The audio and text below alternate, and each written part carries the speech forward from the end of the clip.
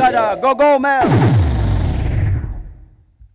Yes, maraming salamat. Nais tanungin ni House Deputy Minority Leader Antonio Tino ng ACT Teachers Party List kay Pangulong Ferdinand Marcos Jr.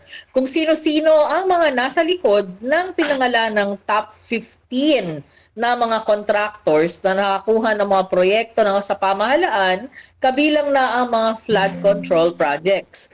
Dagdag pa, sana ay mapanagot din ang mga nasa likod nito.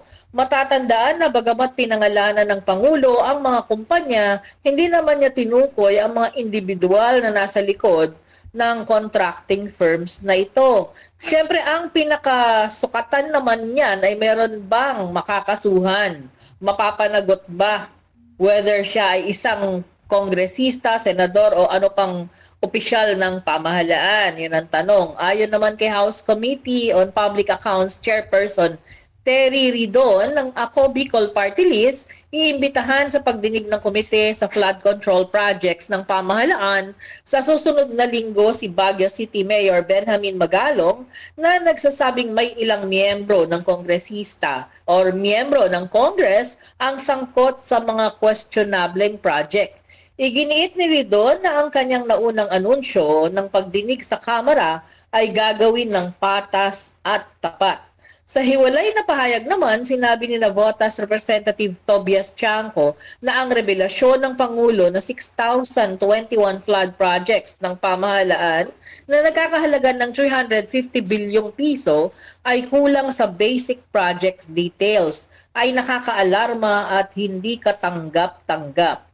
Sa mga kamakailan lang ay naghain nga ang mga manggagawang party list o ito yung manggagawa party list ng resolusyon para silipin ng Kamara ang mga flood control projects ng pamahalaan. At dito, meron tayo ritong listahan ng top 15 contractors na ibinigay nga ng Pangulo. Ito yung Legacy Construction Corporation, Alpha and Omega General Contractor and Development Corporation, St. Timothy Construction Corporation, ito yung, ang may-ari nito, yung nakalaban ni Pasig Mayor Vico Soto.